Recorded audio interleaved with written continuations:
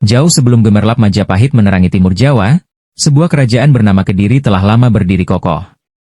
Akarnya tertanam sejak tahun 1042 Masehi, ketika Raja Airlangga dari Kahuripan membagi wilayahnya demi menghindari perselisihan di antara para penerusnya. Dari pembelahan itu muncullah Panjalu, yang berpusat di Daha, kini kita kenal sebagai bagian dari kota Kediri. Meskipun terpisah dari Janggala, yang berpusat di Kahuripan, kedua kerajaan ini seringkali dianggap sebagai satu entitas, dengan nama Kediri atau Panjalu yang lebih sering disebut. Masa keemasan Kediri tiba di bawah kepemimpinan Raja Jayabaya, sekitar 1135-1159 M. Di tangannya, Panjalu menjelma menjadi kekuatan yang disegani.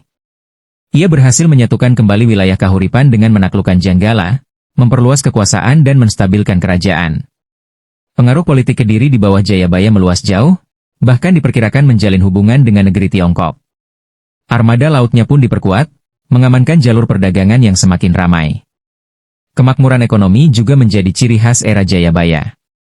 Perdagangan tumbuh pesat, menghubungkan Kediri dengan berbagai wilayah. Sektor pertanian pun maju berkat sistem irigasi yang terkelola dengan baik di sepanjang Sungai Brantas, membawa kesejahteraan bagi rakyat. Namun, kejayaan Jayabaya tidak hanya terbatas pada politik dan ekonomi. Masa pemerintahannya juga menjadi saksi perkembangan pesat seni dan sastra. Mahakarya sastra seperti kitab Bharatayuda digubah pada masa ini, mengisahkan epi kepahlawanan dengan bahasa yang indah dan nilai filosofis yang mendalam.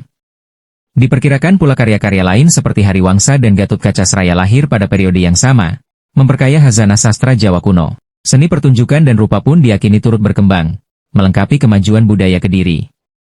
Raja Jayabaya juga dikenang sebagai pemimpin yang adil dan tegas. Penegakan hukum yang konsisten menciptakan ketertiban dan keamanan di seluruh wilayah kerajaan, fondasi yang kokoh bagi kemajuan di berbagai bidang. Bahkan, namanya harum hingga kini melalui jangka Jayabaya, ramalan-ramalannya tentang masa depan tanah Jawa. Konon, beliau pernah bersabda, besuk yen wis anak kereta tanpa jaran, prau melaku ing dhuwur awang-awang, yang sering ditafsirkan sebagai gambaran tentang datangnya mobil dan pesawat terbang di masa depan.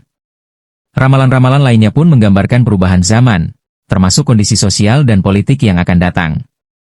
Sayangnya, kejayaan Kediri tidak berlangsung selamanya. Pada tahun 1222 Masehi, kerajaan yang pernah gemilang ini harus mengakui kekalahan di tangan Ken Arok dari Tumapel, menandai berakhirnya era Panjalu dan membuka jalan bagi kemunculan kekuatan baru di Jawa Timur.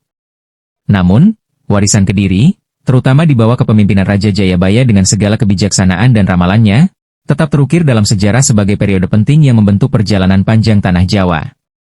Meskipun, ucapan asli, ramalannya sulit dilacak secara pasti, intisari dan semangat jangka Jayabaya terus hidup dalam ingatan dan budaya masyarakat Jawa hingga kini.